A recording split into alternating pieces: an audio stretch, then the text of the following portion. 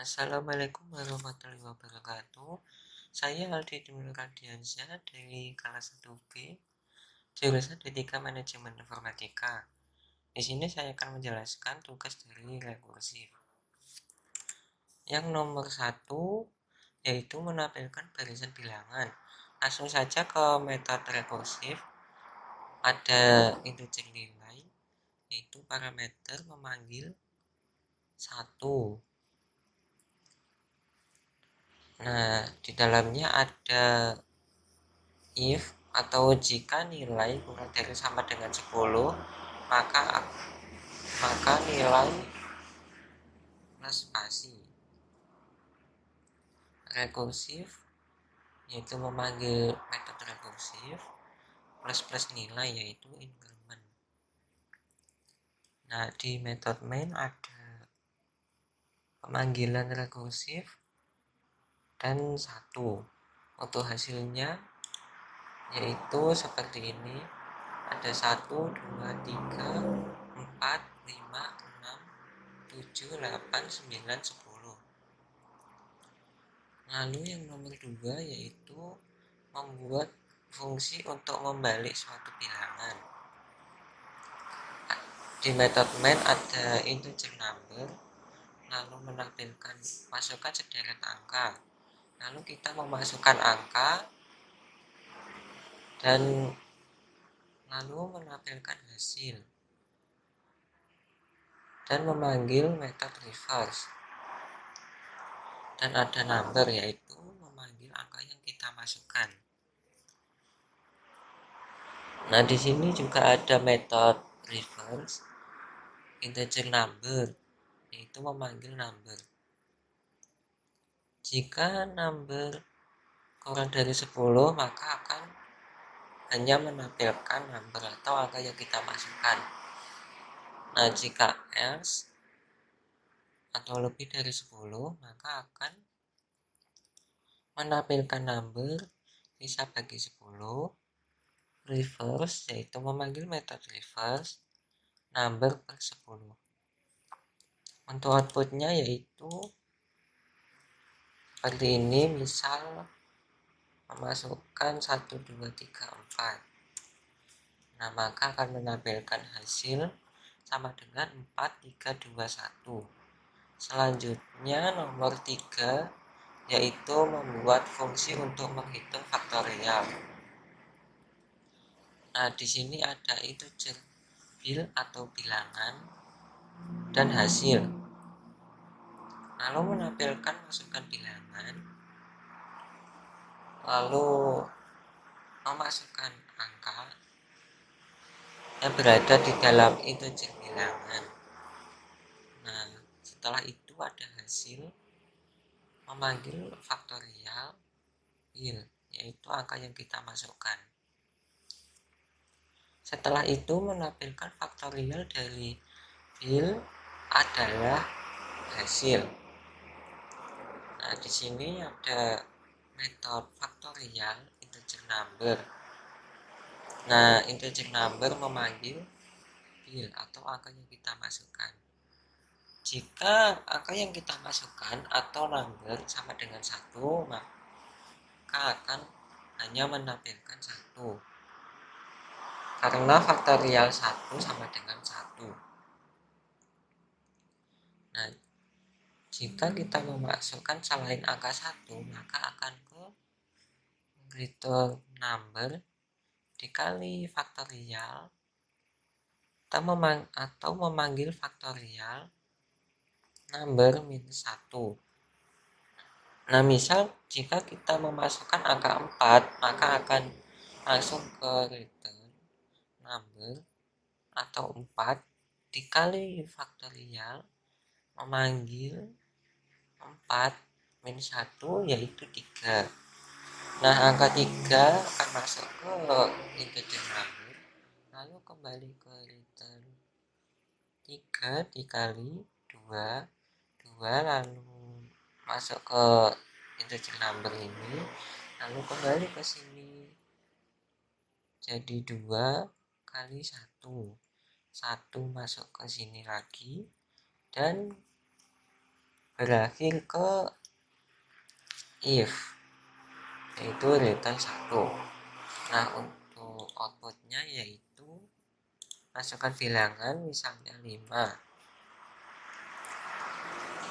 Nah, di sini akan muncul faktorial dari 5 adalah 120. Selanjutnya nomor 4 yaitu membuat program untuk menampilkan bilangan Fibonacci. Nah, di sini ada integer i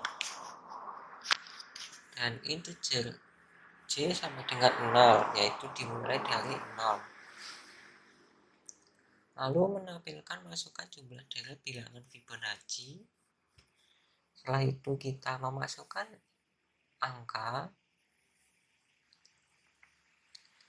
Nah, lalu akan tampil hasil bilangan Fibonacci. Nah, di sini menggunakan perulangan. I dimulai dari 0, I kurang dari N atau angka yang kita masukkan, lalu I++, yaitu increment. Lalu menampilkan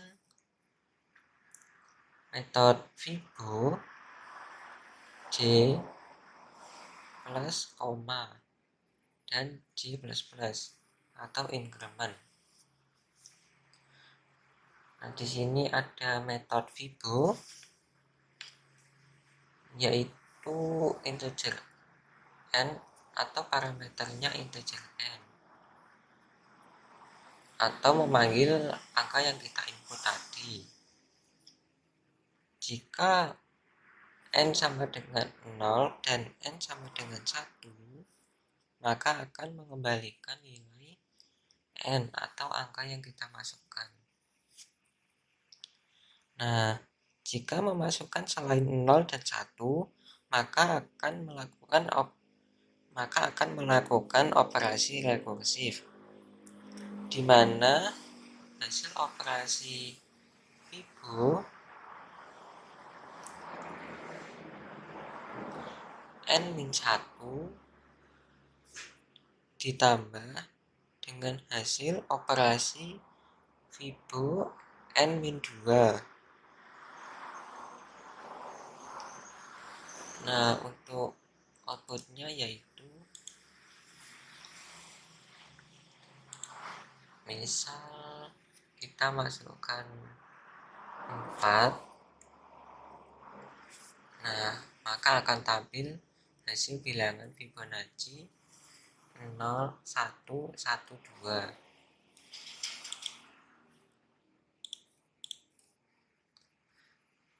Nah, setelah itu nomor 5.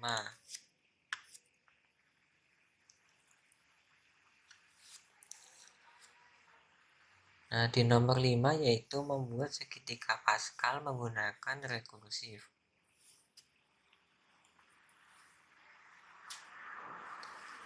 Di sini ada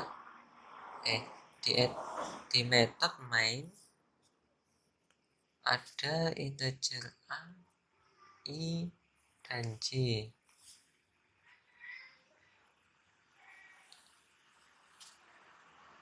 Yaitu a digunakan untuk jumlah tingkat segitiga Pascal dan i dan j untuk melakukan perulangan.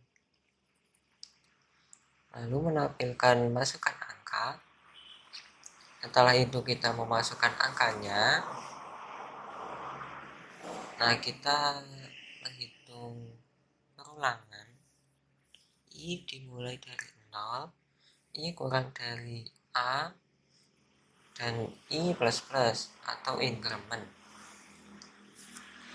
Setelah itu menghitung faktorial. Setelah itu menghitung perulangan J sama dengan 0 atau dimulai dari 0. Lalu J kurang dari A minus I minus 1 dan J++ atau increment.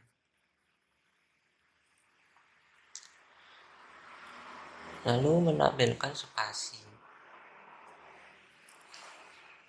Nah, setelah itu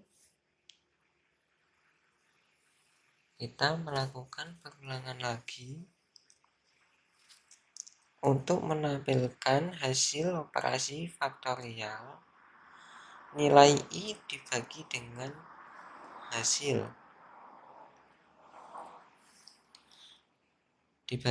hasil faktorial J dikali hasil dari faktorial I dikurangi J. Nah, di sini ada menampilkan faktorial I atau memanggil metode faktorial dan memanggil I dibagi faktorial J dikali hasil dari faktorial I dikurangi J plus spasi. Dan di sini ada metode faktorial integer angka.